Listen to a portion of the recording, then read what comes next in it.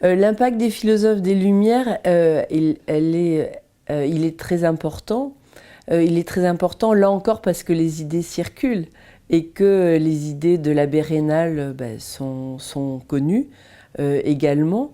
Que l'on dit que Toussaint Louverture a entendu parler de Spartacus, Spartacus qui est cet esclave romain qui va se soulever dans l'Antiquité, donc ça c'est la période de l'Antiquité, et qu'il va y avoir une sorte d'essaimage des idées, également aussi par la lecture.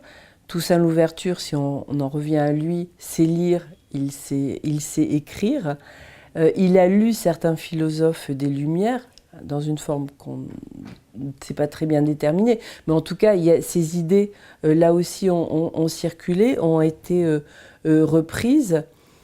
Et j'en donnerai un exemple aussi de cette porosité qui existe entre la Révolution dite française et la Révolution dite domingoise, alors qu'il faut plutôt parler de révolution atlantique, c'est-à-dire une révolution qui est de chaque bord de l'Atlantique.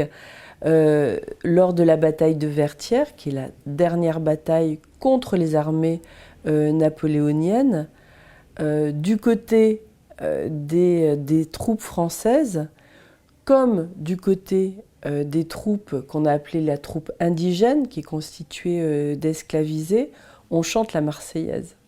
Voilà, et c'est une très belle, vous voyez, c'est une très belle image, parce que ça veut dire que on croit à la devise républicaine liberté, égalité, fraternité. Voilà.